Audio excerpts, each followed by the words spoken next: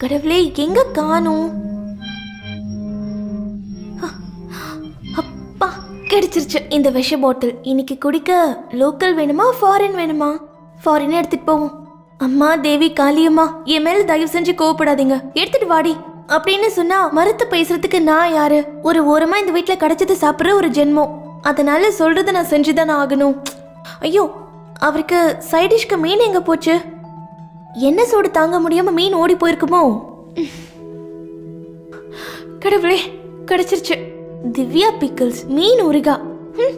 கடல்ல இருந்து கிடைச்ச அதிசயமான மீனா அது? யாருக்கும் தெரியாம இங்க ஒளிச்சு வைக்கிறதுக்கு. துளசி, உன்னை கோயிலுக்கு கூப்பிடுறாங்க, வாடி. இதோ வந்துட்டேமா. பா, இந்த உடம்ப வச்சுக்கிட்டு என்ன கத்துறாங்க? ஆம்பளைங்களே தோத்து போயிடுவாங்க.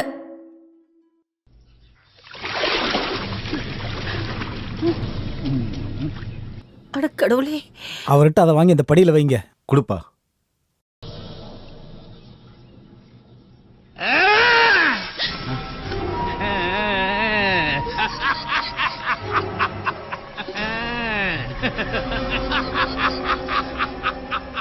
शङ्खं सचक्रं सकदं सपल्पं शङ्खं सखड्गं सशदं सवेदं शङ्खं सचक्रं सकदं सपद्मं शार्घं सखड्गं सशदं. அட கடவுளே, பாத்தீங்கல்ல, இது கெட்ட ஆவி.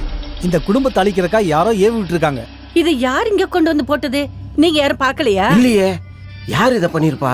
இது காவேரிக்காரங்க பண்ணதுதான், சந்தேகமே வேண்டாம்க்கா. விடிய காலையில எங்களை எழுப்பி அந்த கெட்ட சக்தி இந்த குளத்துல எங்க இருக்கிற முத கொண்டு கடவுள் எல்லாத்தையும் சொல்லிட்டாரு.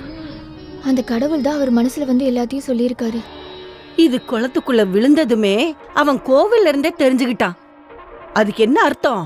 கெடுதல் பண்ணதானே? அப்படிதான் நினைக்கிறேன். இனிமே உன்னி கிருஷ்ணனை கவனிச்சுக்கணும். அவனை சுத்தியும் எதிரிங்க அதிகமா இருக்கா.